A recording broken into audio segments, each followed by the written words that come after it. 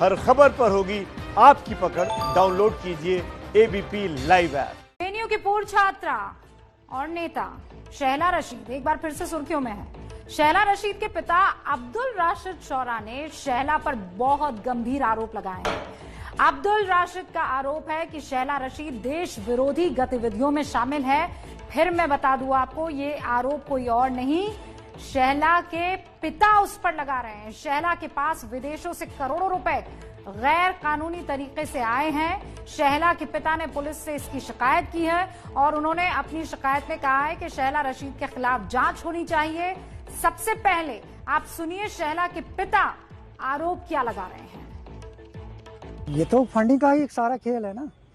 अब रशीद इंजीनियर को क्या मजबूरी थी, इसको शहला को क्या मजबूरी थी रशीद इंजीनियर को लेक्चर दिलवाने की जेएनयू में, जबकि उसके साथ कोई लेना देना ही नहीं था इस बात का। उन्होंने मुझे बुलाया, उन्होंने मुझे 3 करोड़ का कुछ पैकेज बता दिया, हमने 3 करोड़ रुपए रखे हैं इसके लिए। शहला के आप चाहो तो आप ले सकते हैं, या मैंने रिफ्यूज किया। मैंने कहा मेरी अभी बात इस विषय पे हुई नहीं है बेटी के साथ, क्योंकि उसको 7-8 दिन के बाद आना है, तो मैं उसके साथ पहले बात करूंगा, उसके बाद ही बता। कुल मिला के ये कह रहा हूँ कि फंडिंग जहाँ से भी, क्योंकि ये एनजीओज भी चलाती है, उन एनजीओज की भी इन्वेस्टिगेशन होनी चाहिए।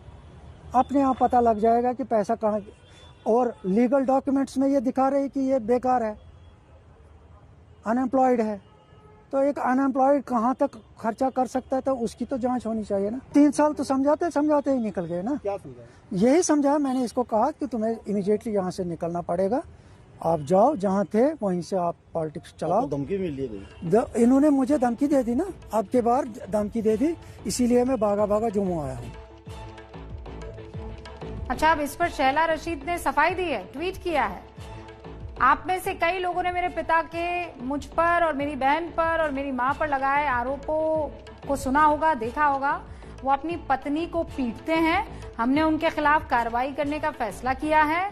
उनका ये स्टंट इसी का रिएक्शन है।